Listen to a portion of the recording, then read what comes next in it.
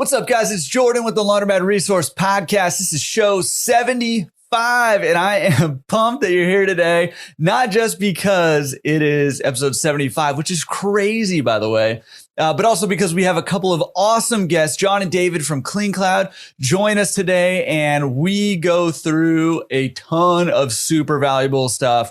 Super good episode. You're going to love it, going to get a ton out of it. In fact, so much so that after the episode was over, I said, hey, you know what, guys? Would you be willing to come do a free webinar with me for you guys and talk about some of the stuff we're talking about today in the podcast? And they totally agreed. They're super excited about it. So we're going to do it. It's going to be November 4th at 4 p.m. Pacific time, 7 p.m. East Coast time. And we're going to be going over the ABCs of running a modern laundromat. So super excited about that. You can find more information, sign up for that at laundromatresource.com/events. Again, it's free. These guys are super generous, and I'm pretty generous too. Just kidding. But I'm super excited about it, even just selfishly for myself. So super excited. laundromatresource.com/events. You can find that link, all the other links that we talk about today at laundromatresource.com/show 75. Or if you're on YouTube, all the links are down below in the description. Click on those suckers and get to where you're trying to go. Okay, so we got that webinar coming up. Sign up for it. It's free. It's going to help you with your business. If you don't have a laundromat yet, you're going to want to know how to run a modern laundromat before you get in. So just go to the webinar, okay? It's free. There's no reason not to go. And even if you can't make it, sign up for it, and you'll probably get a replay of it the next day, because I always send out a replay the next day. So do that. Okay. So there's that. Hey, and real quick, just while I have your attention, because you're super excited about laughing at me right now. If you haven't done this yet, I would super appreciate if you would go on whatever podcast platform you're listening on. If you're listening somewhere, Apple Podcasts, Google, wherever, Spotify, if you could just leave me a rating and review, that would be awesome. I know that there's a lot of people who would really benefit from hearing from the guests that we have over here, helping them with their businesses or helping them get in the industry. And just leaving that rating and review not only helps them find the podcast and hopefully all the valuable information that you found here, but also gives me good feedback on how I can continue to improve. And also feel free to just email me, jordan@laundromatresource.com, and give me suggestions on how to improve. Always trying to get better, whatever we're doing here, podcast, website, all that stuff. Cool. And then the last thing, speaking of website, head over to the forums, go ask a question, answer a question. It is awesome. All the stuff going on over there. I'll just quickly, a couple of topics that I saw popping up recently is getting started in laundromats and where to even start. I would say Laundromat Resource is a good place to start, but how do you find good brokers and valuations, how to make good valuations of laundromats. There's all kinds of conversations going on over there.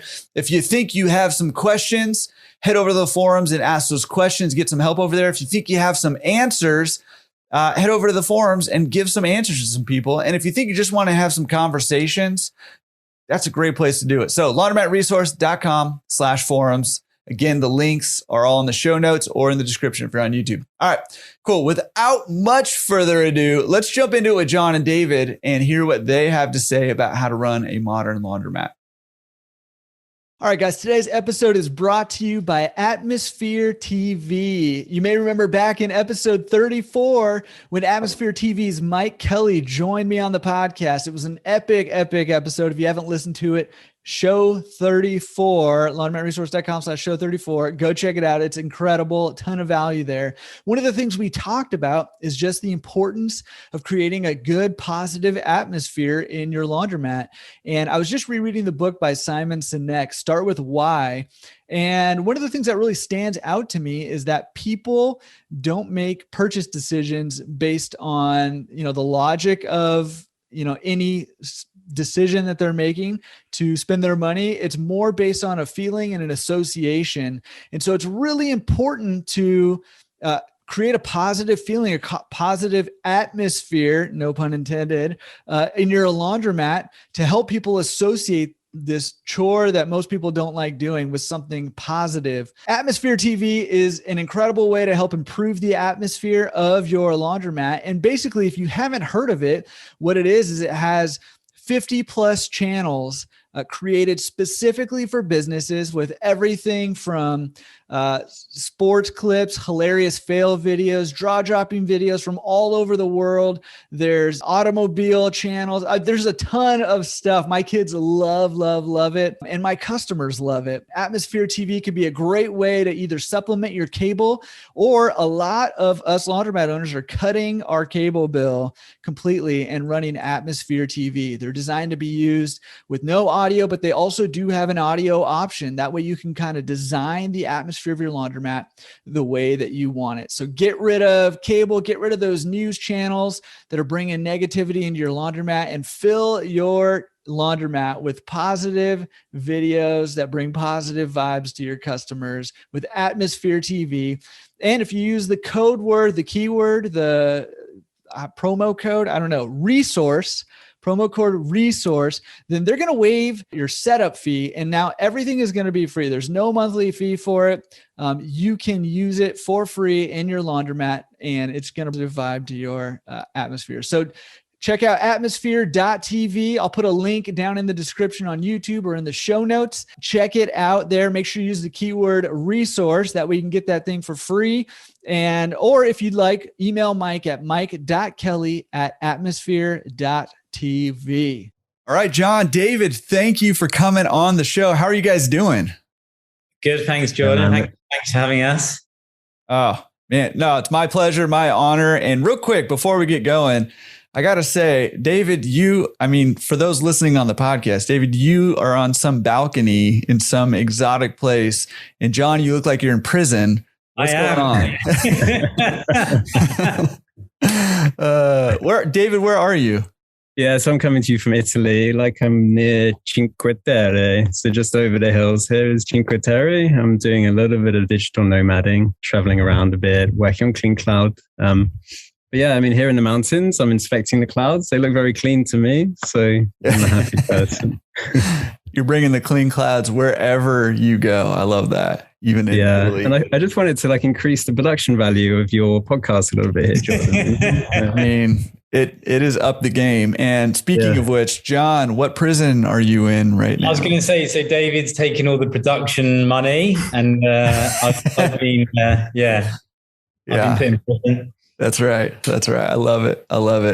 Well, guys, man, I'm super excited about this. Really, really excited to hear. You guys, okay. So for those of you guys who don't know, John and David here, they work with CleanCloud, and, I mentioned a little bit about that in the intro, but, guys, can you just give us a little bit of background of who you are and what are you doing in this weird industry that we have here? Yeah, so I guess I can jump in with that. So we started the business about nearly 7 years ago. I was running a tailoring company, and David was running a couple of technology companies at the time. We've known each other since we were about 5, so we used to be neighbours, and we went to school together. And basically, I in running my tailoring business, we needed a way to manage kind of where all of our garments were at any one time. We didn't know where stuff was. It was going out for alterations. Stuff was getting lost. And I would mention this to David, and one day he turned around and said, "Oh, how about I build you something?" So literally over the course of a weekend, he went away and built a system. Showed it to me, and I was like, wow, this is great. We started using it, and it was perfect. It was doing everything we needed it to do. And then it just happened, a few weeks later, I went to my local dry cleaners.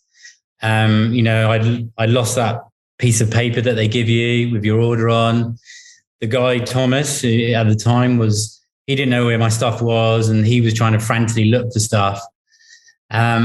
And I turned around to him and said, "Hey, Thomas, I've got a system that'll help you manage where all your stuff is. And, you'll be able to track where all your items are. You'll be able to keep customers notified so they're not turning up when stuff's not ready." And we gave him, I gave him this solution, and he basically started using it. And then, I'd go back, and then he would go, "Oh, John, this is great. This is so good. But can you add this feature? And can you add this feature?" And that's kind of how the system sort of started. So we started building features for dry cleaners and laundromats, and we just put it out there, and people started signing up from all over the world. Yeah, let me just add, there's a little bit more to it, because it was also, I think you went to like a kind of conference or an event or something, and one of the speakers was someone who was doing a drive-through dry cleaners in the US. And you came back from that and you said, these people are innovating, they're doing drive-through dry cleaning in the US. If you look at the dry cleaning market, compared with other markets that were kind of just starting to take off at the time, things like Uber, things like kind of Just Eat, Grubhub, all of that kind of stuff. And then we kind of looked at the dry cleaning market and the laundry market, and we kind of figured there wasn't any kind of equivalent going on there. And so I think from that, we kind of just came up with the idea that a product like CleanCloud needs to exist, but that kind of, it wasn't going to be the same kind of market as something like Grubhub or DoorDash. Like the market looked like it was going to be slightly different because, say, customers, they would go to, say, different restaurants, for example. And so you have a portal like DoorDash where you can see all of the restaurants. And today I might order like an Indian, tomorrow pizza. Whereas, say, in the dry cleaning and laundry market, once you've found your dry cleaner or your laundromat, then you're going to stay with them as long as they offer a good service and stuff like that. And so that's kind of where we came from. We were like, okay, there needs to be like better technology in this space. There needs to be something a little bit like what is going on in other industries with like Uber and DoorDash. But this is going to be something that's unique to this space. So it's going to be like different. And so we kind of started off from the point of sales angle with a view to expanding into pickup and delivery very soon after. So I think within our first year, we expanded into pickup and delivery. But yeah, so it kind of just came very organically. And it was always important that we were basically giving the little guy the tools that the big guys had. So, we could allow someone to run a rinse style business, for, a very small amount. They don't have to invest millions in the product. For $95 a month, or, for a few, like $3 a day, they could run and manage their whole operation. And I think that's really what we wanted to do, because, all these small laundromats and dry cleaners have a great story and, have great customer service, but they may not have the know-how to build a lot of these systems. And so that's what we wanted to do. That has always been our sort of mission, to give you guys the tools you need to kind of sell more, manage your business, and ultimately grow. Yeah, pretty cool story that, just kind of one buddy helping out. Did you really build a little system in a weekend? Is that? Smart guy. Yeah, I'm kind of used to like just making things. My whole thing is always do the whole MVP, minimum viable product, just a kind of general tech attitude. And then you kind of you get a lot of user feedback quickly and you build and iterate on it. Because you can kind of guess what people need in advance, but often you're not right. You don't focus on what's important. And so you kind of just give the customer the MVP and they will very quickly tell you what they want, what could be better. And then so like the way the product evolved over time was like we did launch with an MVP. We got a lot of early traction, even though the software was very basic. A lot of people were looking for a very basic cloud-based software just to do the very basic stuff. They wanted something low price. They wanted something flexible.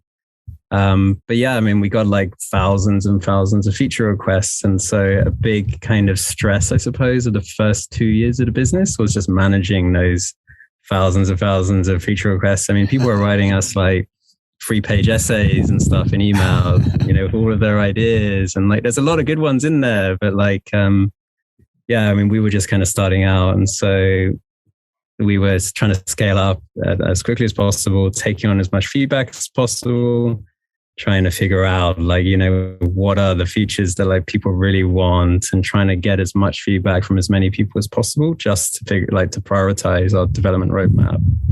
Yeah. but yeah, I mean, like, so we keep on fighting through it. And then like now, like say 7 years later from when we started, the product's in like excellent shape.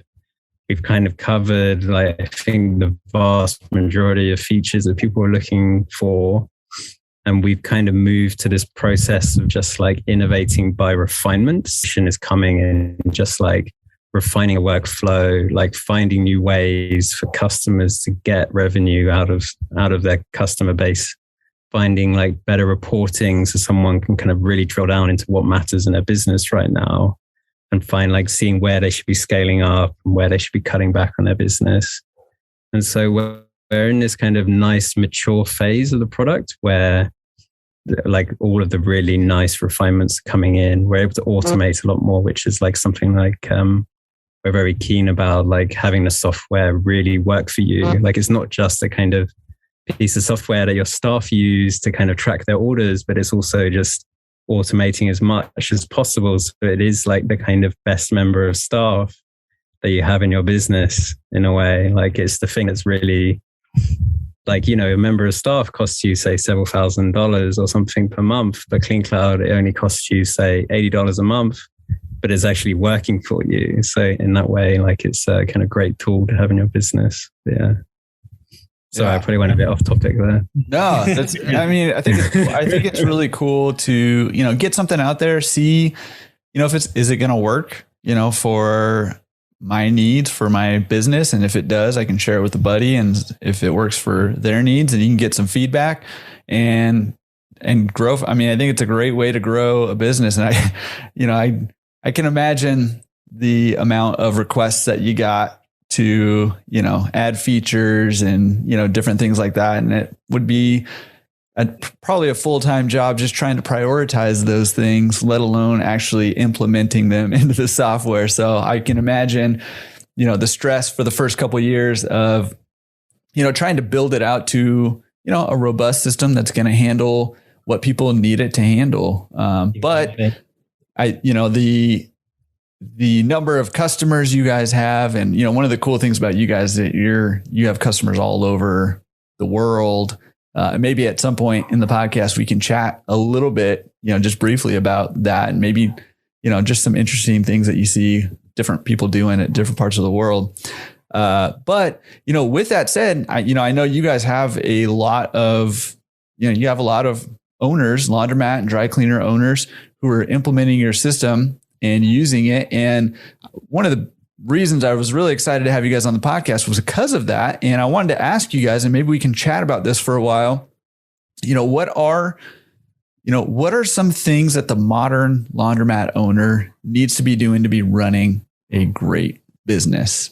That I would love to hear that, because like I said, you see a lot of laundromat owners, you see a lot of, you know, what's working, what's not working, and you see, you know, how different things work in different markets and all that. So I thought we could chat about that for a little bit if you're up for it.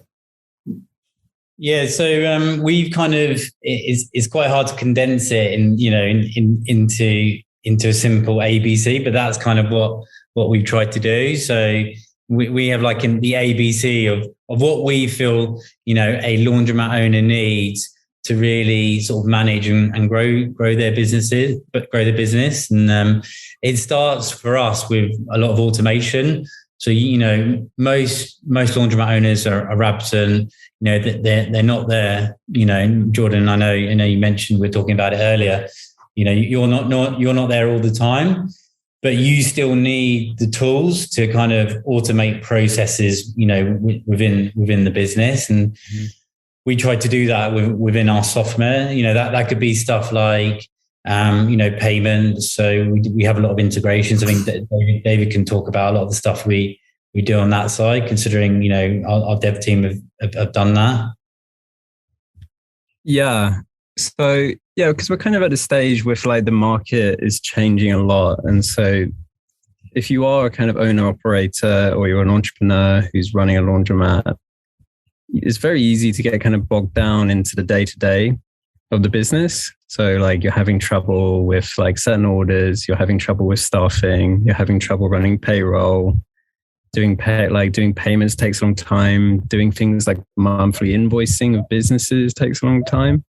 And so like our kind of philosophy has been this idea that we, like our A of the ABC is to automate and elevate. So you can automate as much of the business as possible. So then the owner can kind of elevate themselves as entrepreneurs and kind of have their mind like a bit more focused on how they're going to scale their business, how the market is changing, where the new opportunities are, rather than getting caught up in a day-to-day running the business. And so stuff that we really focused on automating is stuff like payments.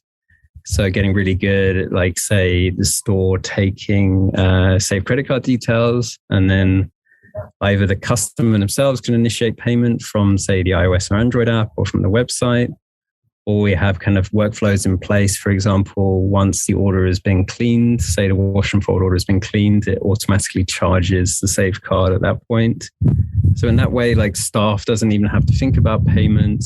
You as the owner doesn't have to think about payment. All you get is you just have your set of saved cards, and they're all automatically kind of charging into your bank account at the end of the day. And so that whole payment workflow is much smoother. And yeah, it kind of reduces the amount of time and the amount of friction that the customer experiences.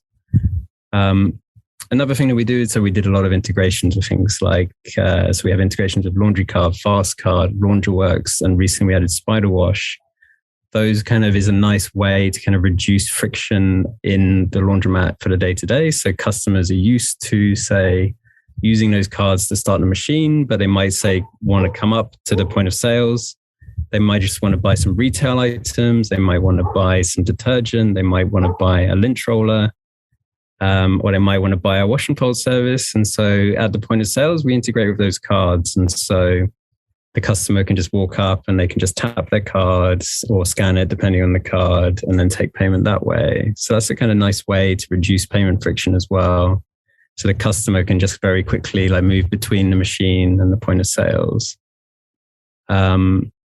Yeah, and then so like a nice kind of integration that we did recently, we partnered up with Speed Queen. Well, we partnered with Alliance Laundry Systems, the kind of parent company of Speed Queen and Hubsch. Mm-hmm. And so, for example, Speed Queen and Hubsch, they both have apps in the iOS and Android stores. It's something that customers are very used to using to, say, start the Speed Queen machines in the stores. And so we've kind of partnered with them. So a customer can, say, have money on their Speed Queen account in their, say, iOS or Android app. They can walk up to CleanCloud, like point of sale. They can just show their QR code. We scan it, and that initiates payment, and then payment is taken directly from their Speed Queen account, for example. And so some of the stuff is just, yeah, it's both for like automating stuff for the owner, but it's also automating stuff for the customer. And so we're all about kind of reducing friction everywhere. And part of that is also because if you're thinking about your competition from the point of view of the customer, they could turn around and go to Laundromat down the street. They might be thinking about using a pickup and delivery service that they've got a coupon for. And so if you are just running an in-store laundromat, or you're thinking about yourself getting into pickup and delivery, you need to kind of eliminate all of these frictions that your customers experience, like a reason why your customers might decide to use another service. But also you need to like elevate yourself so that all of these automations mean that you don't have to kind of every month be going through these processes. Yeah, that was quite a long answer. David touched on it, but stuff like invoicing, we found out, we can generate a monthly invoice for a customer with 2 clicks. And I remember when, before we added that feature, we had customers saying that they potentially them or, their accountant will spend a day or 2 just generating invoices. And literally, you can run a whole batch of invoices with 2 clicks. And that's it. And then they can automatically be sent directly to the customer. You can send them to your, accountancy software like Xero or QuickBooks. And so, that just saves time, and it also helps to eliminate mistakes within that process. I mentioned it before, but like customer notifications. So this is one of the first things we ever did was, build customer automated notifications into the software. Our customers were spending time calling around their customers saying, why haven't you come to pick stuff up? And again, we've completely automated all of that process. And not just via text message and email, but now we do stuff like push notifications within the app. So, we're trying to be able to reach the customer wherever they want us to be. So, yeah. One of the, as you guys are kind of talking about, automating, well, one of the things I love that David, you said, and John, you kind of alluded to also, is automating the business so that the entrepreneur can elevate their role. And one of the things that I'm like very excited about for this industry, and I'm like trying to help kind of usher in my little tiny way. And, people like you are helping in, I'm sure, much bigger ways, but is really turning laundromats into like legitimate businesses, right? And not that there's anything wrong with the way that laundromats have been run for a really long time, but I think there's a lot more potential there, not just for business opportunities, but also more potential to serve customers better, more potential to, provide more jobs, and also more potential to make more money while you're doing it. So I love the idea of automating things both on the back end for the owner and for the employees, and also on the front end for the customers, in order to be able to elevate your role so you're not bogged down in that day to day of, I'm sweeping floors and I'm folding laundry and I'm, whatever. Not that there's anything wrong with doing that either, because there isn't. But I think that, there's kind of this movement happening right now. And like you mentioned, there's a lot of change going on right now in this business, both in all in self-serve, in drop-off service, and in pickup and delivery. All those are undergoing a lot of interesting changes right now. And, with all of those changes, I think that there's a lot of opportunity to kind of jump on this wave of professionalizing laundromats, for lack of a better word, because there's probably a better word, but I don't have a better word. But, just kind of like you said, elevating this business into legitimate businesses. And the reputation of the laundromat in the general population has not been a good one for a very long time, and for good reason. However, I see more and more operators coming in and doing exactly this, right? Finding ways to automate tasks so that they can work on serving customers better and building a better business that's going to serve their customers better. So I love what you're talking about here. Yeah, it's really interesting. So like the owner of laundromats seems like it's kind of been changing over time. So I think like maybe in the past, it used to be more of a kind of mom and pop type thing, but now we're seeing like a lot more investors kind of entering the market, right? Like they're trying to they see it as this kind of impossible to kill industry where you're going to survive no matter what, and you can put in like a certain amount of money, it's going to generate X return per year. So we're seeing a lot more of that kind of investor class of owner. We're seeing more kind of multi-store owners, and so for them it's very important that they can use a tool like CleanCloud to remotely log in, or just log into like their account, see what's going on in the store, see which orders have been there for like too long, like, an order's been stuck in the machine, like what's going on with that order, all of that kind of stuff. And then, yeah, I think like we're starting to see like a lot, we're also seeing like people with MBAs who are they've got an MBA from a prestigious school, and like, and the idea, say, I don't know, 10 or 20 years ago that you would go into the laundry industry is kind of crazy, or at least the laundromat industry. It's kind of crazy, but that's definitely happening. So some of our customers are like, very well-educated people with an MBA or other kind of degrees from university. And so we're seeing like a lot of innovation. We're seeing like more professionalism come into the market, I think. And so there's stuff like people are taking things like training, like really seriously. Like some of our like more successful laundromat customers, you can tell that they've got a really good drill going on with their staff. They've got like really good training. They're the ones who are kind of coming to our webinar like every month, for example, and they're there like, really studying what's new in the software. How is the software going to work for us? How can I take advantage of the latest feature and get ahead of like my competition?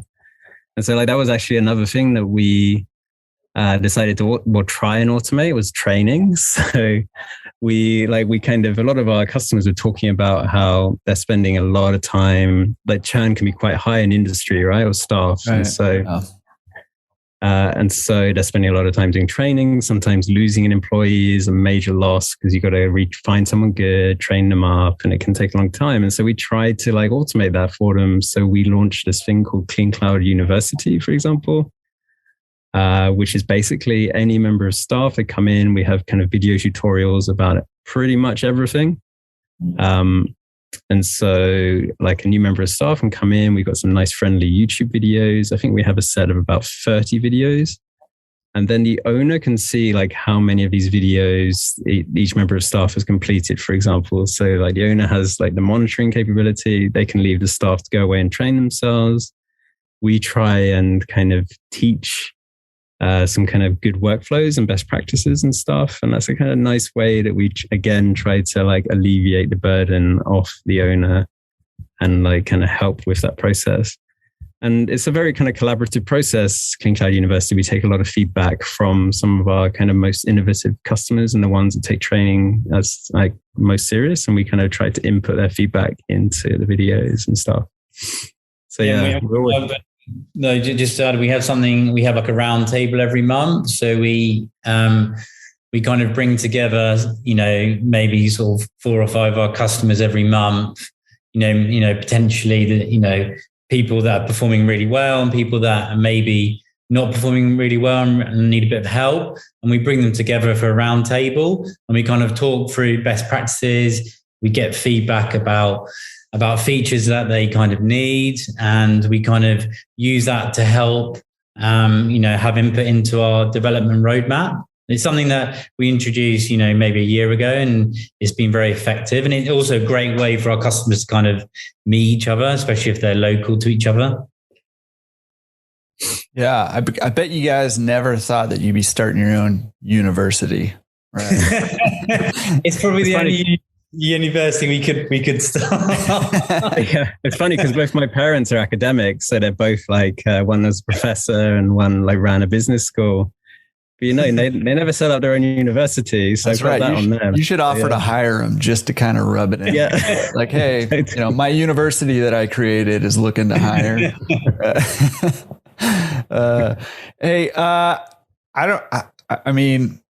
I'm just kind of curious what you guys think about this.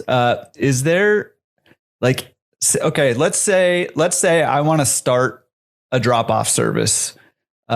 Are there like 1 or 2 or 3, I don't know, things that I should really focus on automating first? That's going to, or like 1 or 2 things or 3 or whatever that are going to free me up the most if I automate them, or should I just be automating everything? How do I handle this if I'm just trying to start a pickup and delivery service? I mean, a drop off service. Like wash and fold, right? Yeah. Wash and fold. Yeah. Yeah. John, do you want to go first? Yeah. So, obviously, you need to be able to access the customer at the most convenient point. So, we offer iOS and Android apps. We offer a web booking tool. So, that is your instant window to be able to, start your service. It allows you, we have customers that have come to us using just simple basic forms, or they're using, they just have a phone number where people come in. And, that's not a great way to start a really good service. It starts with that first experience for the customer. So them being able to log in either on their phone, on their computer, however they want to, and then basically start creating an order or at least requesting a pickup. Most laundry orders is pretty much just a pickup. Very simple process. You log in, put your details in, you select a time, and that's it. Your order's created. Hang on, I think here we're talking about like an in-store kind of wash and fold service, right, Jordan? Is that what you were asking? Yeah. Well, yeah. Either way, but yeah.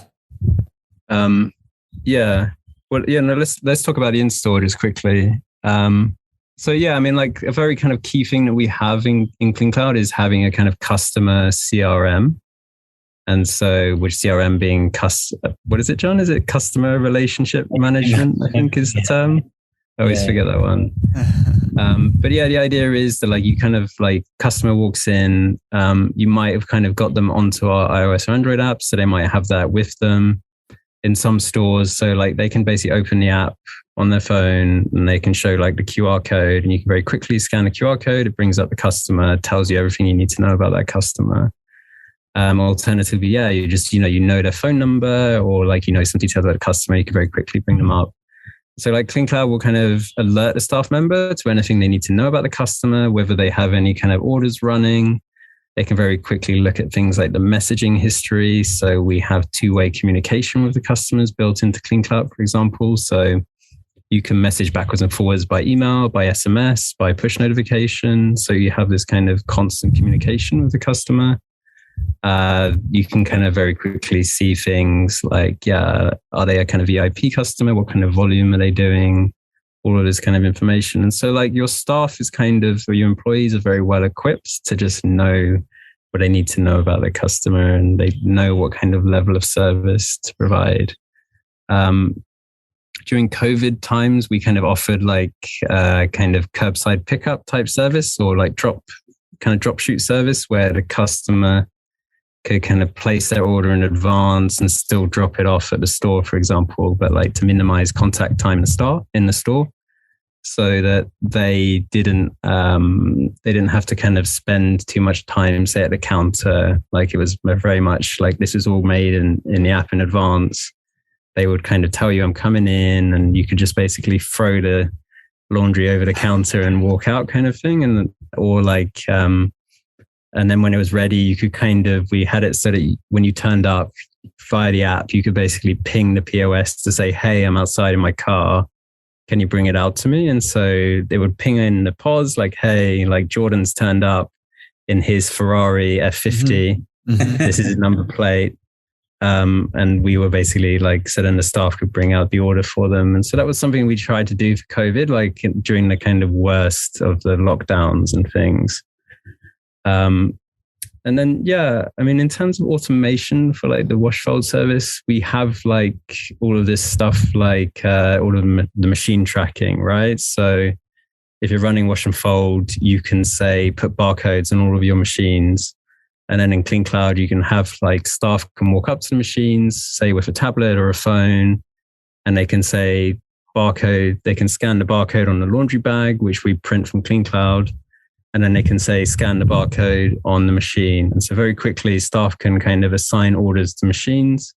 Then in CleanCloud, you can see, okay, these orders for these customers are in, say, these washers, for example. Then, the drying time comes, they can scan, swap them from washers over to dryers, for example. And then the same process for folding. So then you as a kind of owner operator, you can see like exactly what's going on in your store, like pretty much in real time. You can see like how many orders are in the machines. You can see how long the order has been in the store, for example. So you might have a kind of minimum expected like time to complete an order. And so say if you're expecting like all of your orders to be completed within say 4 hours or something, anytime you can log in, you can see, hey, like these orders here, like why are they taking 5 hours?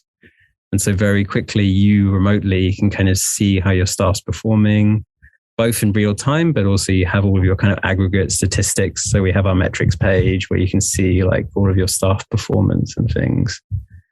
So that's all there for you. So you can kind of be involved as much as possible. And then a big thing, like, I suppose, we could talk a little bit about like customer feedback and reviews and things.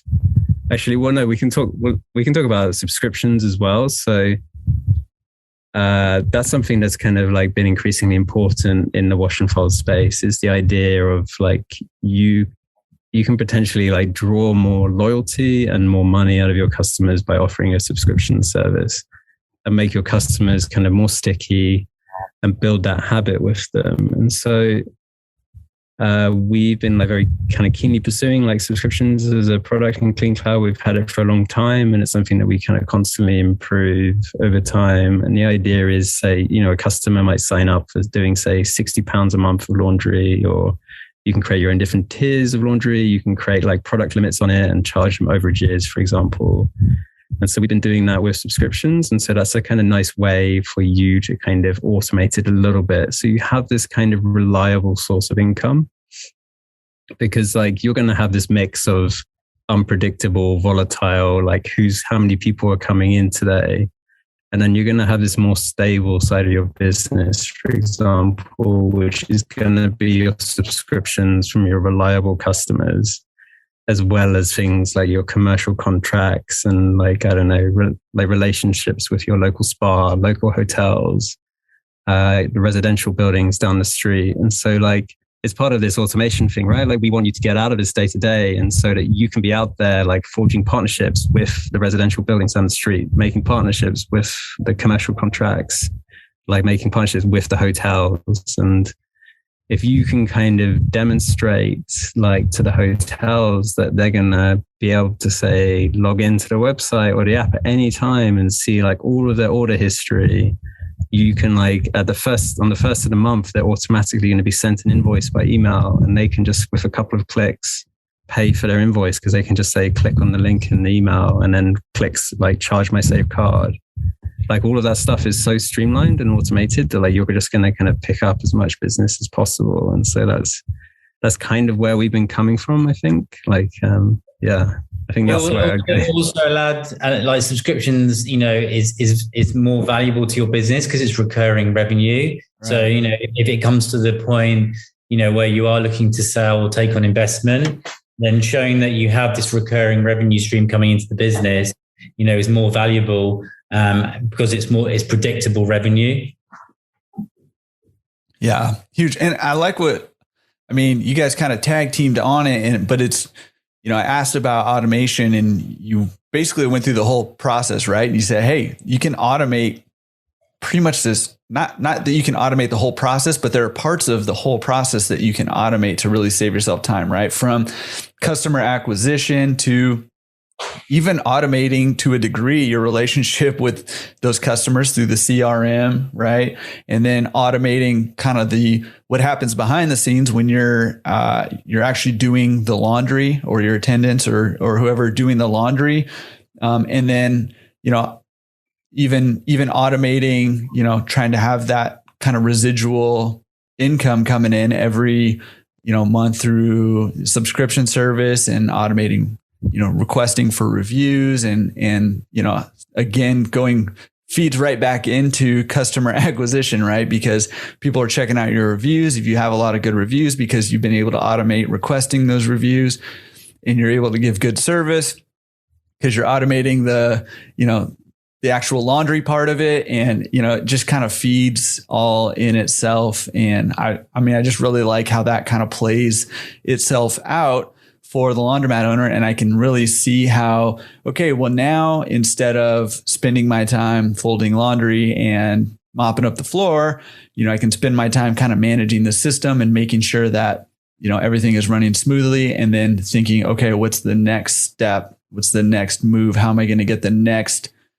commercial client, or whatever the next move is for your business? So very cool about the automation. And then which is like leads us on perfectly. So the B in our ABC is be everywhere.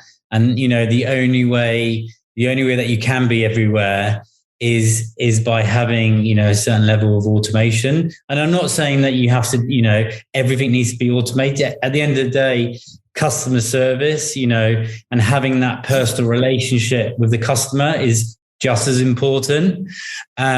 But it's doing it in a way where you have access to that information. So like, using something like a CRM, obviously you'll still be speaking to the customer, you'll still have that relationship, but equally on a screen in front of you, you'll have all that data there, so you'll be able to remember when their birthday is, what their starch preference is and things like that. And I think that's my really, wife's birthday in there so I can remember yes, that. exactly. Can you add anniversary? Automate anniversaries for you. But it's important that you are everywhere, and they say the only way you can do that is through technology. Yeah. Okay. Well, expand on that for me. What do you mean by be everywhere? What do you mean by that?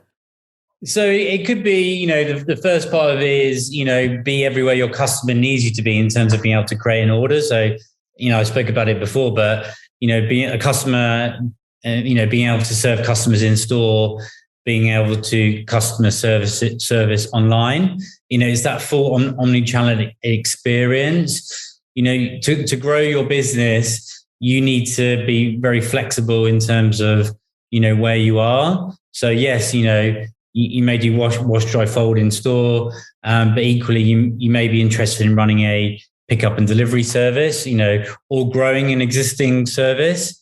And I say that, it's about creating these revenue streams, these added revenue streams within your business. And the only way you can do that is with technology. So I spoke about it earlier, but having a good website with a web booking tool is really important. Having an iOS, a native iOS and Android app, which we offer, is important because, your customer could be a tech savvy, teenager, or it could be, an elderly person who's not that tech savvy. But so you need to be able to adapt. And I'm not saying this will work for every business, depending on where your store is, will kind of dictate who your customer is. But having that flexibility and be able to adapt to, the whole spectrum allows you to explore new opportunities that maybe you may be missing. So do you think maybe my business isn't growing because I only accept fax orders? Is that stagnating my business? If you're in Japan, you might still be doing well, but we see a lot of success, I mean, it's interesting. Yeah. No, I was saying we have a lot of success in people running traditional pickup and delivery services, people looking to explore lockers, running repeat pickups as well. It's all about exploring these things. And, we give you the capabilities to kind of dip your toes if you want to try them out. Or if it's already established and working really well, we give you the tools to be able to expand these services as well. And I think that, that's important. But, if you're doing fax orders, then maybe they would want to, gravitate towards email orders. Do you see what I mean? There's a lot you can do. It's getting complicated now. Your email, your fancy technologies. We do actually allow SMS orders. So, for example, you can have you can set up an automatic scheduler. It's going to email, say, all of your route customers. It's going to SMS all of your route customers on Monday. They'll get an SMS saying, "Hey, do you want your regular pickup tomorrow on Tuesday at 8 a.m.?" And they get to reply yes or no. And that's a way that a customer can create an order in CleanCloud, for example. So it can be done by SMS. I mean, if it's a kind of grandma she only can create she's innovating, she's doing pickup and delivery laundry, but she only knows how to use the phone. And so she can phone the store. Staff in the store can very easily themselves create a pickup and delivery. The driver, using the driver app, for example, they can create an order themselves from the driver app. And then, the customers themselves, we're all about empowering the customers to be able to do as much as possible to kind of partly to take the burden off your staff, but also they like being empowered. They like having control over the whole process. And so, the customer can choose, obviously, whether they're an iOS or an Android person, but also the web booking tool, right? Some people prefer tabs, some people prefer apps, right? So if you're a 40-something person who prefers the browser, then we give a very nice kind of embedded website experience, which uses the store's brand, front and center. They can embed it into their website, or it can be hosted on CleanCloud directly. And so like the customer and staff kind of is complete omni-channel in a way. And from the very get-go, like these are kind of features which we offer straight away. Like you can like overnight kind of transform your business. It usually takes a bit of training and stuff. So it takes a bit longer than overnight. We say it's overnight or whatever, like it takes a little while usually for a customer to get up to speed, but it is this kind of great leveling up process like that's happening in the industry. And so like customers are coming to us, they're really like leveling up their business. And so, like I think what we see, like a lot of businesses start to slowly go under and they just feel like, oh, the market's been changing, like customers aren't what they used to, and order numbers are slowly dropping. But like, I mean, this industry is still growing. Like as far as we can tell, like we have a lot of very successful businesses coming to us and growing. And so like they're really pinning up the numbers. And so if you're kind of slowly going under, it might not be that like the market is changing, it's that someone down the street is using something like CleanCloud. Their relationship with their customers is much better. The convenience for the customer is much better. And like the frictions are all reduced. The owner is kind of freed from the kind of stuff that bogs them down, and they're able to think of new promos that they can do or new marketing. And so like you've got a kind of this market, even though it was very resilient through COVID, especially compared with like dry cleaning. So like we have a lot of dry cleaning customers on the side, like not on the side, it's a core part of our business, but we have dry cleaning as kind of, I guess it's kind of 50% of customers are dry cleaning and the other 50% are laundromats. So like we saw both sides of the market. And so like the kind of dynamic shifted quite a bit where during COVID, like a lot of dry cleaners were closing, a lot of the business, like things like weddings weren't happening. People weren't going to the office. So obviously like no suits and shirts and stuff being dry cleaned. But like the laundromats kind of, like they were there, like being as resilient as they've always been and growing through it. And so, sorry, I lost my train of thought there. What was I going to say? So the industry is like proved as resilient as it always has. But at the same time, like there's kind of more change going on now, I feel, in the laundromat space than there ever has been. Like things are moving really fast. Like pickup and delivery has been around, for example, for a long time. But it feels like the first initial years, there was this kind of big investment round going on, a lot of experimentation, a lot of businesses going under. And now now is the kind of most interesting time because anybody has the tools available to them to run a successful pickup and delivery business. And it's kind of, the software is all there. Like we provide it for you. You have just as good tools as say someone like Rinse has, for example, or I suppose like Washio had, like when they were operating. So anyone out there can do it, and we see like our customers are doing it, but like I suppose it's not quite as big as a brand, but on a local level they're really making it work. And so if you're there like as a store and you're feeling like your order numbers are slowly dropping off, like it's not necessarily that business is dropping, it's that like the industry is changing fast, customers are going elsewhere and they're finding stores with better service, more convenience, better pricing, better efficiency, better unit economics that they figured out. So I think that's where it's going. Yeah. Okay. So, I mean, I think that's great. I mean, be everywhere. I love that. And especially I wrote down this quote from you, John. It said, be everywhere your customers need you to be. I think that's huge and important. However, it begs the question of this, right? Like you can be everywhere your customers need you to be. How do you make sure they can find you?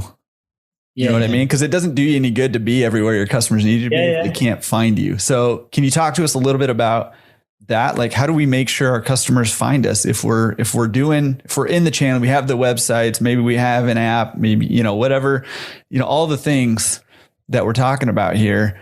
How do we make sure that they can find us?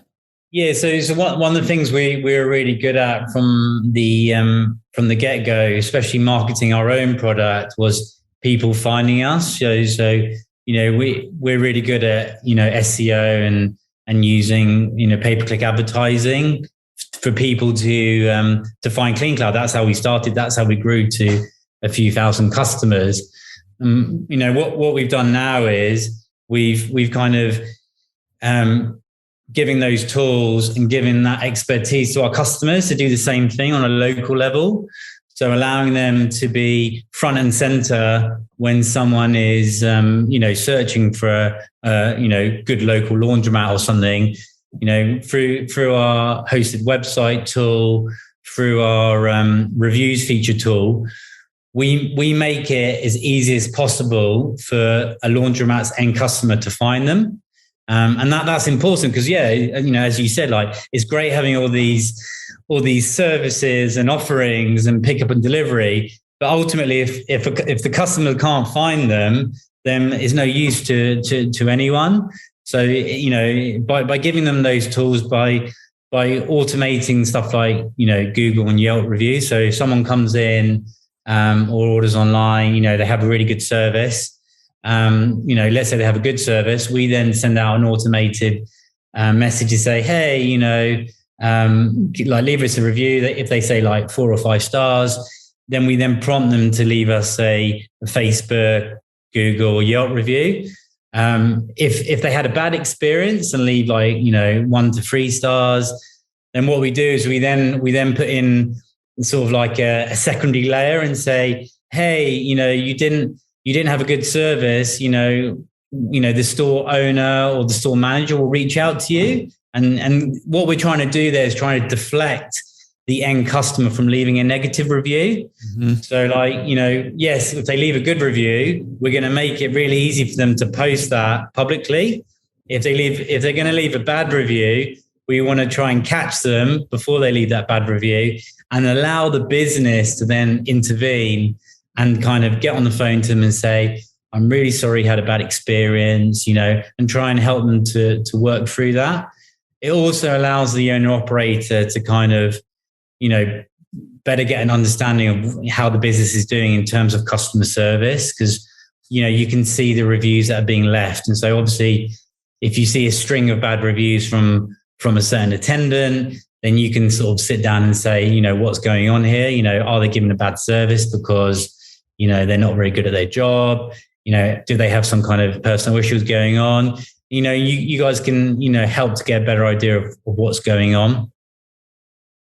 Well, I love that because I love the multi kind of layers of that. And especially because, I've always seen bad reviews as being an opportunity, right? A lot of people feel like it's an attack or like it's offensive or I don't know, people have negative feelings associated with negative reviews for good reason. It's hard to get a negative review, but I always see them as an opportunity, not just to improve your business, which I think it's an opportunity to improve your business. Not always, but a lot of times. But it's also, in my opinion, an opportunity to create a raving fan, right? Yeah. Because so many businesses all over the place, right? So many businesses get a negative review and either they ignore it or they come defend themselves or they get angry right back. Right. And blast them. You see that on Yelp sometimes. And there's some, entertaining, but kind of sad for the business owner stuff out there. However, if you do like what you said and what, this kind of system, first of all, you're getting the review privately first, which I like because it gives you that opportunity to catch somebody who had a bad experience and listen to them, right? Mm-hmm. And then make it right. Listen to them and make it right. And if you do that, so many businesses don't do that you're really going to stand out. And it's really an opportunity to create a raving fan. And you're way more likely at that point to get somebody to go on Yelp or Google or Facebook or wherever and send you and give you a raving review and say, hey, I had this bad experience, but here's what happened. The manager or the owner called me, listened to, what I had to say and made it right. Right. Exactly. And you have an opportunity to really create a raving fan and some great buzz that way. However, if somebody also has, you hear privately through your rating system that they had a great opportunity, they're way more likely to give you a good Yelp review, Google review, Facebook review, whatever, when you ask them to, because they had a good experience. Right. So it's kind of a win-win. And I really love that setup of what you guys have kind of established there? Yeah, I think for me, because, I used to run a retail business. So, and very much we built the business around customer service, and we've built CleanCloud around customer service. The biggest part of our business is our customer success team. Our support team is the largest department. And, it's always been important to us that, the best way to grow your business is by creating those sort of brand advocates, those people that will go out and tell their friends and tell their peers, why they love using this business so much. Yeah. And it's also this thing that like a lost customer is just as important as customer acquisition, right? It's easy to focus on customer acquisition. But if, like you said, Jordan, like you have basically stepped in, rectified something for the customer, you've kind of created a raving fan or customer for life, like that revenue is just as important as if it was a kind of acquiring a new customer. And so you've got to focus on both sides of this, right? Acquisition and churn. So yeah, I mean, like having that kind of control over the review process is really important, but also you as a manager kind of being able to see this, like you might not be there, but you can see some negative feedback coming in and capturing it. And then you're able to kind of retrain your staff, or kind of you as yourself as the owner kind of contact the customer and make things right for them is really important. And then like I just wanted to talk a bit more about customer acquisition. So like something that's kind of new in the industry is that, previously like customers, you would either kind of acquire them through some sort of marketing like flyers, word of mouth, that kind of thing, or like the customer is Googling. So they're Googling for like laundromat near me or like laundry pickup and delivery service near me. And so like we kind of cater to all of that kind of customer acquisition stuff. But like the kind of newest, I suppose, customer behavior is that customers are increasingly they open up the App Store or Google Play on their phone and they just type in like laundry pickup and delivery service or laundromat, like laundry service near me. And like, so for us, like, it's not just about SEO, like search engine optimization. We do a lot of like App Store optimization. So all of these key search terms on the App Stores, the iOS store or like Google Play, we basically get to the top of that ourselves. So if a customer types that in to the App Store, they'll see CleanCloud app, they'll install that. They'll basically it'll find them the nearest laundromat near where they are. It will show them a kind of selection.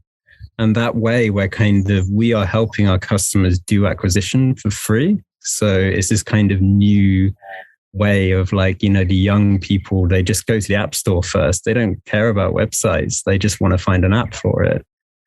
And so they either find it by finding our app in the App Store. We have an app where all stores are kind of represented. Or we have this kind of custom app service where we make custom apps for our customers for both iOS and Android. And we put a lot of effort into helping them get to the top of the search terms that they want to be top for. And so they are there, the customers are finding them that way. And so that's the kind of new frontier, I think, of where things are going. And so it's really important to be there on iOS and Android. This idea of being everywhere for your customer, but it's this kind of nice way to if your customer Googles laundromat near me, we provide a kind of directory of stores which might come up near the top of Google. We can provide a laundromat with a website for free, or we advise them on a kind of where and how to make a good website. So we cover the Google searches, we cover the App Store searches, we advise a bit on PPC, for example. It's really important to have your PPC game down. And so a service we're actually launching is helping people manage their PPC accounts, which is kind of coming in. And so we know a lot about how to run an effective PPC campaign on Facebook, Bing, and obviously Google. And so that's something we're doing, but also it's really important, if you're going to be spending money on PPC, you really got to kind of drill down into your CPA numbers, your cost per acquisition of a customer. And so with CleanCloud, we kind of offer the ability to track how effective it is. So with a PPC campaign, for example, what you're looking to do is you're obviously trying to find your keywords that work and your kind of advert text that works. And you're trying to drive your customer to effectively sign up for your pickup and delivery service, for example, right? And so like you need to figure out like what is the average cost it costs to like say take someone from clicking on the ads, and how many of those people are actually signing up and how many of them are actually creating orders. And so for example, like the web booking tool that we offer, like you can say have the ads go directly there, and then if they've signed up and if they then create an order, we're telling your Facebook account, we're telling your Google account that, hey, like this was a customer who clicked on an ad and they've thus signed up and like created an account. You can assign a value to that and assign a value to the order. We basically tell you the value of the order if they're building their order in advance. And then from that, you can kind of really optimize your PPC stuff. And so by kind of having that tracking, like that's another kind of new frontier, like really drilling down into like optimizing your funnel, driving your customers to like signing up to your product. And that's something that CleanCloud, like we try to make that as easy as possible for you to do. Yeah, pretty cool. And I mean, so important. You know, I think I love the SEO and the App Store optimization also, which is, I never hear anybody talk about that in this industry, right? App Store optimization. It's just not even like on the it's never been mentioned on the podcast. And, you know, for my money, if it's never been mentioned here, it just doesn't exist, right? I mean, it does now. It does now. That's what I'm talking about. Put it on the map. So I love that. And I also love, you know, as kind of we have a little marketing company over here too. You know, we're helping laundromat owners build websites and run ads and stuff. But I mean, I love the emphasis on kind of tracking all of that information and keeping an eye on the funnel and knowing your, you know, lifetime value of the customer and what does that compare to the, you know, the cost per acquisition of the customer. So how much can you actually pay to acquire a customer because you know they're going to be worth it. Yeah, I geek out on that stuff and I love that. But I think that that's something that has been largely absent in our industry. You know, I see a lot of people, which there's nothing wrong with this at all, but you know, people who will like boost a Facebook post or something like that, which is totally fine. Nothing wrong with that at all. And in fact, you know, getting eyeballs on there. And if you're seeing customers come that way, then, you know, keep doing it. However, there's a lot more that you can do with online advertising to be able to, you know, drive your business forward. And again, we've been talking this whole time about like professionalizing your business and running a modern laundromat. That's what we're talking about here. And, you know, I think that's a huge, huge part of it. So, and I love that you're kind of integrating that into what you guys are doing. Pretty cool. You touched on a good point, Jordan. So going back to when you said about boosting posts, so like, you know, owner operators they'll quite happily, you know, throw $50, $100 to boost the post, you know, is fairly small amounts. And then, you know, as long as there's enough money coming in, they may think that, okay, I'm going to spend a few $1,000s on pay-per-click advertising, but you know what? I've got a decent amount of business coming in. So obviously that's where it's all coming from. But ultimately they don't know. Don't know. Yeah. And also they don't know how much money they're leaving on the table as well. Like, and until you have the data and can like sort of go into it on a granular level, you know, you could be leaving thousands of dollars, you know, like on the, like losing it, like in terms of it's there, it's waiting for you to be grabbed. But, you know, ultimately you're not doing it because you don't know. Yeah. And that was big. Like, so when I first bought my first laundromat, I didn't know anything about anything at all, really, which is a big part of why I lost a lot of money when I bought my first laundromat. Right. But, you know, I did, everybody's like, you got to advertise, you know, door hangers or whatever. So I did a door hanger campaign. And to this day, I have no idea how well that's just flyers you put on the door, right? Of houses in the neighborhood. And to this day, I have no idea if that brought me any business or not. And I spent, I don't know, like $1,000 or something on it. And I have no idea, right?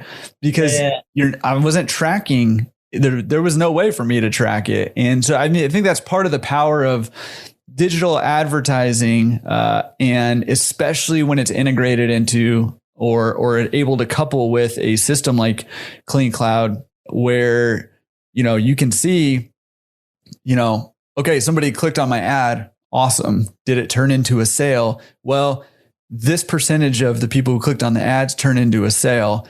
Okay. And then this is how much they spent, and this is how much they've spent with me since. And now all of a sudden I'm getting a lot of useful data that can help me make decisions, right? Business decisions. And I'm not just throwing stuff against the wall and seeing what sticks, or hoping something sticks and really not knowing if it's sticking or not, because that's what a lot of us are doing. So yeah. But there's, it's normal. That's how a lot of people run their businesses, like, as I said, like, if there's enough money coming in, you probably don't question it, because you're like, do you know what? I'm doing all right, but you don't know how much, more you could do.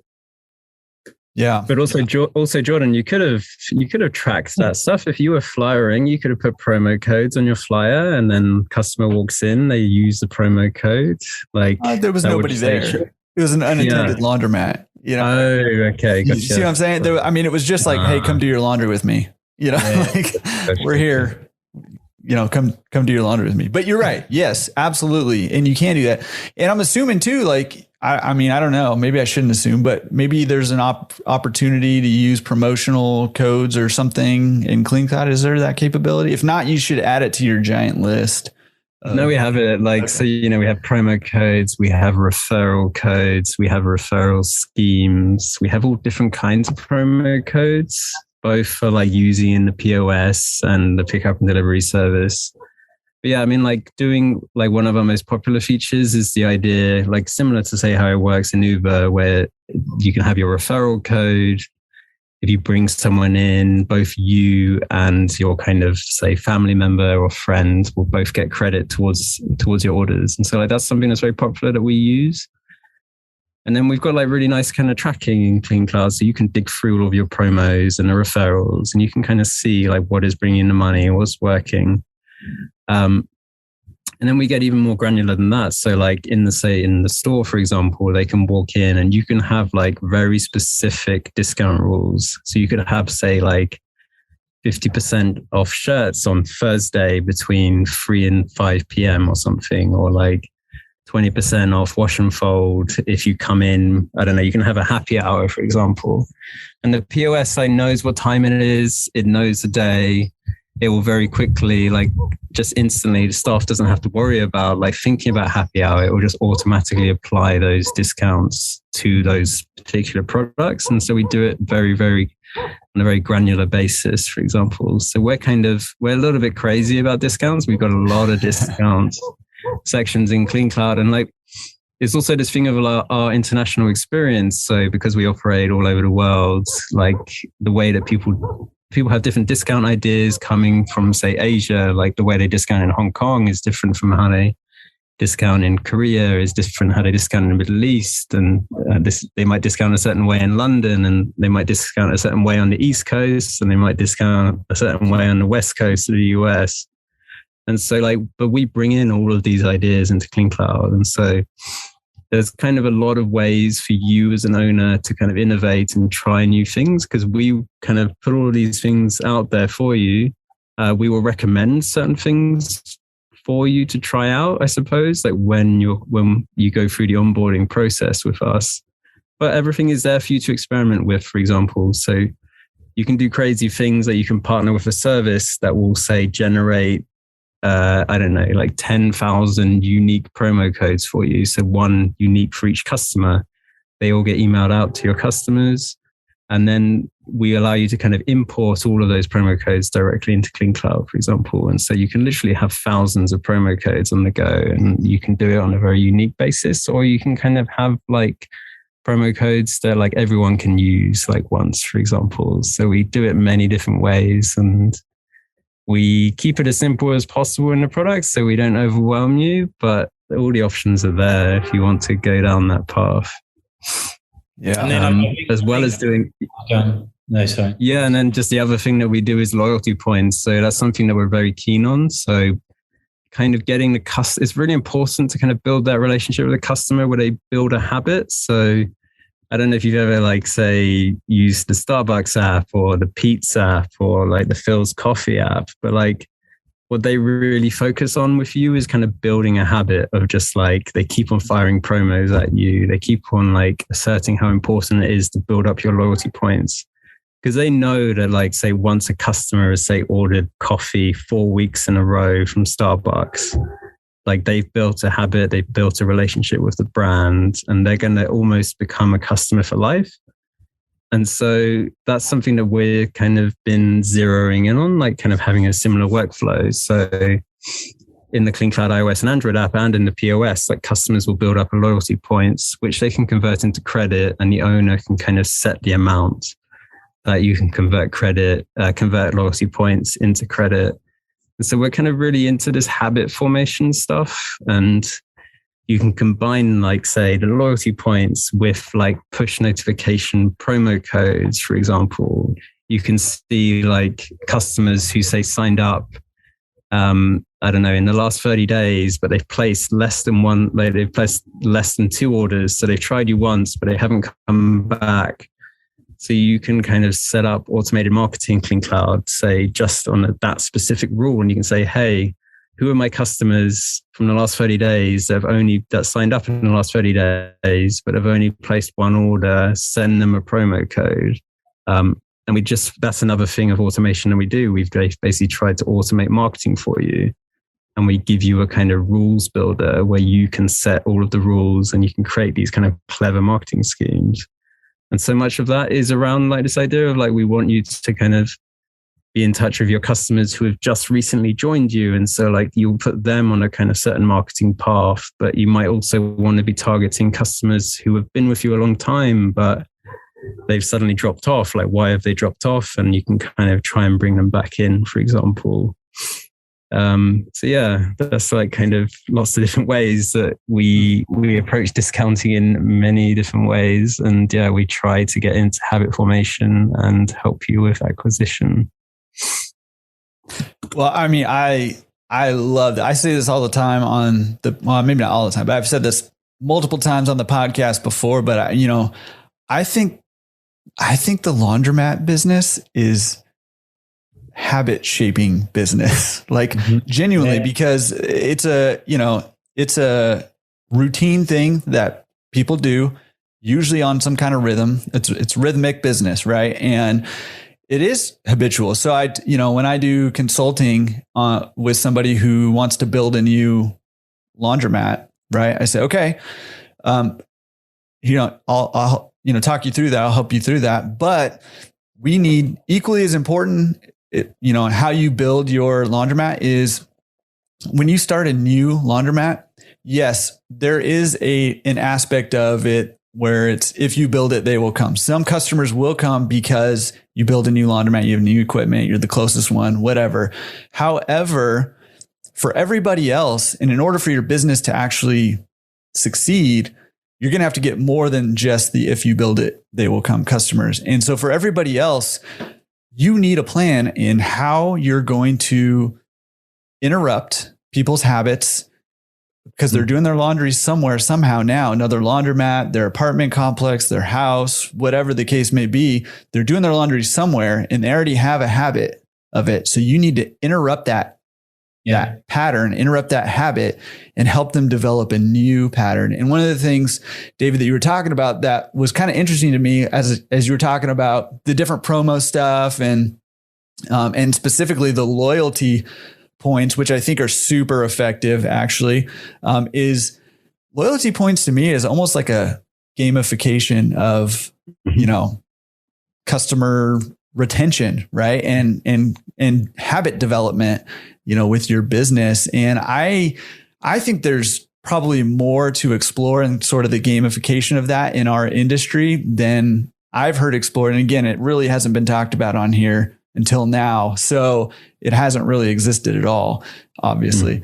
But I think there's more, to be explored in that gamification there, because it really does work. It really does help people develop habits. It helps them stay loyal. It helps them, engage with you, even if it's not like, hey, I'm, communicating with you. They're still engaging with your business if they're interested in racking up points, because if they get to a certain level, they're going to get, whatever, a free drop-off service or, 20 pounds free or whatever, right? Like Chuck E. Cheese, I don't know if you guys have Chuck E. Cheese where you're at, but Chuck E. Cheese has nailed this down, which is, you play games and you win tickets and then you trade those tickets in for toys, right? And you could have bought the toy for a third or a quarter of the price that you ended up spending. But because they literally gamified it, they have a huge business because of it. So I think there's more to be explored in the gamification in our industry. Because we're a lot about making your customers as sticky as possible. So obviously, like you build the habit, but the things like the loyalty points make your customers more sticky. So then like you build up a bit of resilience in your business. In that, say if someone opens down the street and they're doing like wash and fold for like 10 cents per pound cheaper, you want to have that kind of resistance. So like your customers don't think, oh, I'll just go down the street because it's a little bit cheaper, right? So having all of these tools and this relationship with your customers like helps you kind of fortify your business and like kind of ensures that they're just not going to go down the street just to save like a little bit of money. I'm not giving up my 10,000 loyalty points to save a dime on my, you know what I mean? Like, come on. Exactly. Yeah. But all this stuff is really important. I mean, you see like the big people like take it really seriously, right? Like Uber's taking it seriously, Starbucks is taking it seriously. And nowadays, like your just average laundromat can take this stuff just as seriously. And so, I mean, this is the kind of new landscape I think that we're working towards, we're enabling for our customers. And we're going to kind of see where it takes us. Like we're kind of constantly innovating into this stuff. So at the moment, it's just a kind of linear loyalty points system that we have. Like you just earn points based on the value of your orders and you convert it into credit. But we're going to be introducing things like loyalty points tiers, which like the store can set themselves. So like they could create bronze, silver, and gold, or give it whatever name that they want. Maybe, I don't know, bronze, silver, gold, and then Bitcoin or something. But platinum's out. It's all about Bitcoin. But I mean, and then the idea is you can earn certain perks, like, exactly like you said, Jordan, like they could unlock free pickup and delivery. So like zero delivery fee if they have been a customer that's met certain criteria over time. So it's like, it is something that's very popular and like, it is something the customers love, the stores love, and we're going to keep on kind of going down that path and we'll see where it takes us, I think.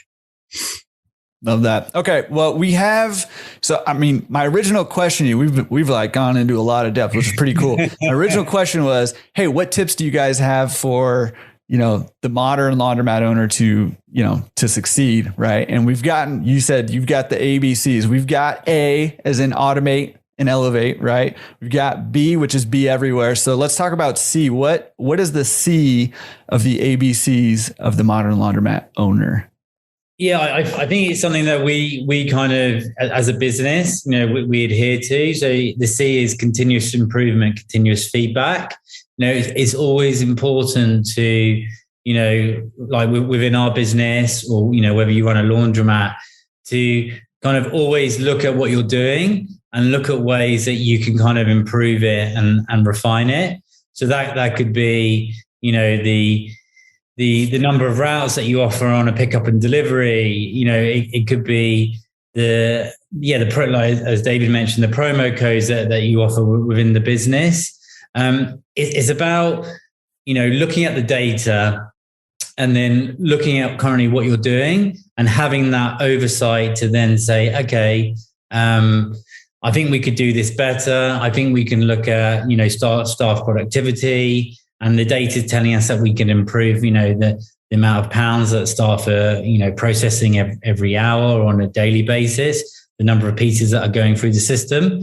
And that's ultimately what you need to do. You have the MVP of your business, and how can you then always look at ways to improve that? As you mentioned before, the laundromat industry is changing, and it's probably changing the most it's ever done, since we've been in the industry as well, nearly a decade now. And the amount of innovation and the sheer landscape, and how it's altering on a weekly basis is changing. And I think as an owner operator, you have to be aware of what's going on, and you have to be aware of kind of the buying habits of your customers. And you need to make sure that, your business processes and the technology you're using within your business is always up to date and on point. And I think, again, that's one of the reasons why we started a software as a service, a cloud-based solution. Our system is updating all the time. We came from an industry that had legacy systems where you'd have an on-prem solution that would get one update a year. CleanCloud, we're literally updating every day. I think we release on average 5 to 10 new features every week based on kind of improvements, and feedback we're getting from our customers based on what we're seeing in the industry. Obviously we're always out there speaking to customers on a daily basis, and we're kind of learning about what the successful customers are doing and kind of how we can then, take what they're doing and turn it into a really good feature or improve a workflow or a user experience. And that's something that the owner operator has to do within their business. So yeah, continuous improvement, taking that continuous feedback and using it to make better business decisions. Yeah. And so what's funny about this? So as you're talking, I'm thinking about this and I'm like, you go to like any business school, your local community college business classes, right? They're going to say, yeah, hey, get feedback and make improvements, right? This is like 101. But you know what? Like what you're saying is actually kind of revolutionary in our business, in our industry, within the last not that long, right? And the reason I say that is because our industry has been pretty much the same forever, right? Like for decades, it's been pretty much the same. There has not been a lot of changes. There has not been a lot of improvements. And we've already talked about this a couple times already, but until recently, right? Within the last probably few years, the industry has really started to, I would say, catch up, as opposed to innovate so much. We're more catching up with the rest of the world. But it's happening pretty fast in a lot of ways, right? And gone are the days where you can just kind of coast and expect to have a thriving business. You might be able to have a business and, be able to come collect coins, once a week. And you might be able to have a business that makes a little bit of money for a little while until somebody else realizes, hey, I can come in and put in an actual business here and make a lot of money. And then you're out of luck. Right. But gone are the days where you can do that. And now is kind of the entry of the days where you have to get continuous feedback from your clients, from your customers, from your self-serve customers, from your drop-off customers, from your pickup and delivery customers. You got to get that feedback, and you have to continue to improve your business, improve your systems, improve your processes in order to keep up, in order to have a thriving business. And, you guys have been talking about it in the context of CleanCloud, right? Where you're saying, hey, we have focus groups, every month. We are, or roundtable discussions. We're getting feedback from our clients. We have a list that's 1,000 things long of things we're trying to implement, right? You're collecting this feedback from your clients who are laundromat owners, and continuously, like you said, 5 or 10 new things a week that are coming out, right? And you created a whole university, right, to help improve stuff. You guys are going big over there, but the same thing kind of translates to laundromat owners, right? Gone are the days where you can just keep doing what you've always done, keep doing what we've always done for decades. And here are the days where we have to continually get feedback from our customers and turn that into improvements to our business. I love that. I mean, it seems so mundane, right? Like, hey, listen to what people have to say. Circles, isn't it? Yeah. It is this idea of you have to just start building these virtuous circles into your business, I think.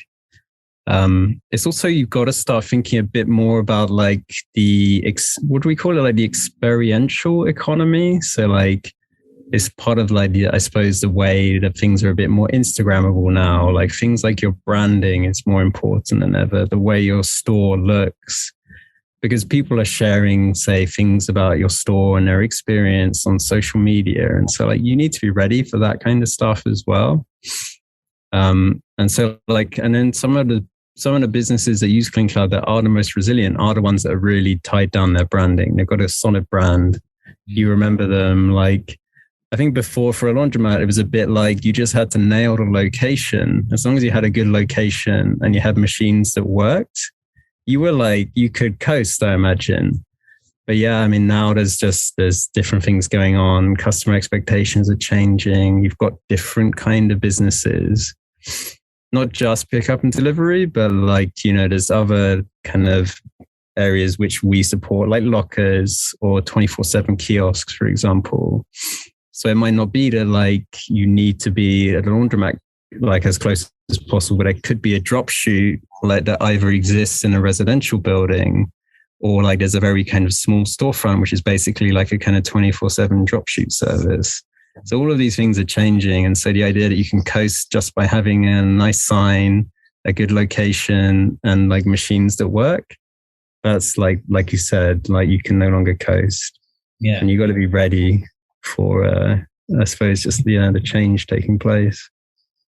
Yeah. Yeah. I think that turned from being kind of the standard to now that's the minimum, right? Yeah. Like a good location and machines that work and some signage is like, that's the minimum. And it goes up from there. And that, I think, used to be the standard. So very interesting. All right. So just to recap for everybody, the ABCs of the modern laundromat owner: automate and elevate.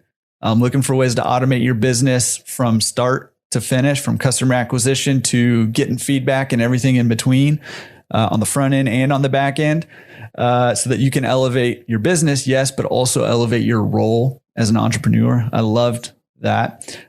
B is be everywhere.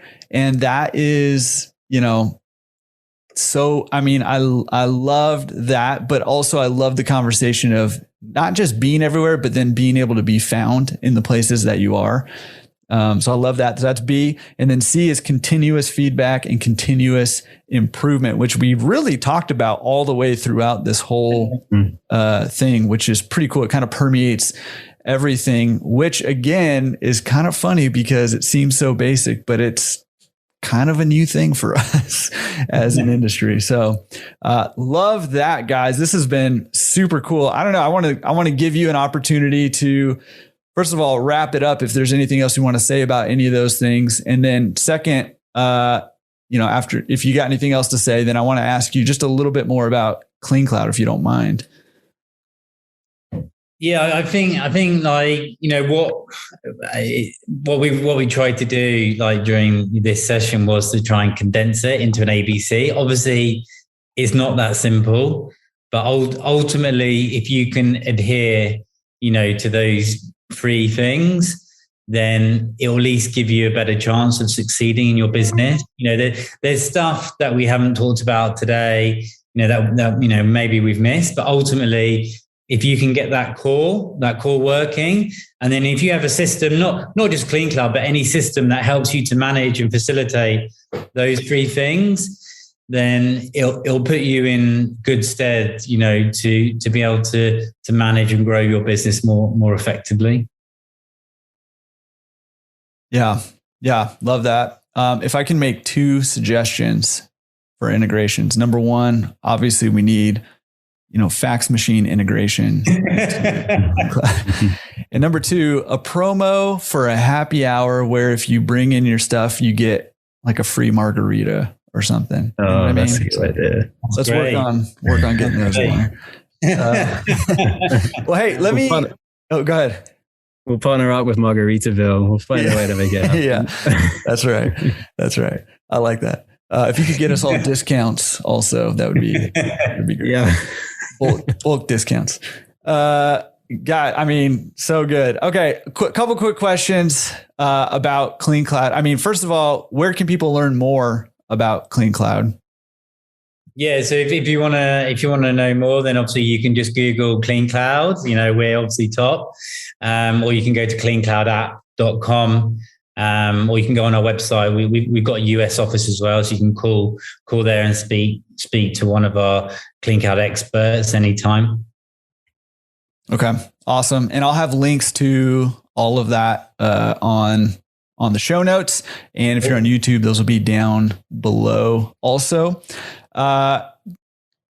Anything? Yeah, just one thing. Like you can start a free trial. It's totally no obligation, no credit card, all of that stuff, all the good stuff. You can just sign up. You can start using CleanCloud literally within 5 seconds. And then we will give you a phone call, like if you want it, and we'll kind of follow up with you. And we have this kind of nice, easy onboarding process. So like, if you're very tech savvy, you can probably figure out how to use CleanCloud yourself, use university, and we'll give you just a little bit of training. But if you're someone who's like not so tech savvy, we are totally there for you. And we offer like a broad suite of like training to help you get started and stuff. So we are a technology company, but it's a technology company for everybody. So don't be afraid. Like if you just want to like give us a go, like we're here for you. Give it a shot. How do people sign up for a free trial? Yeah, just on our website, CleanCloud app. Yeah, you'll see it. Yeah, it's really easy.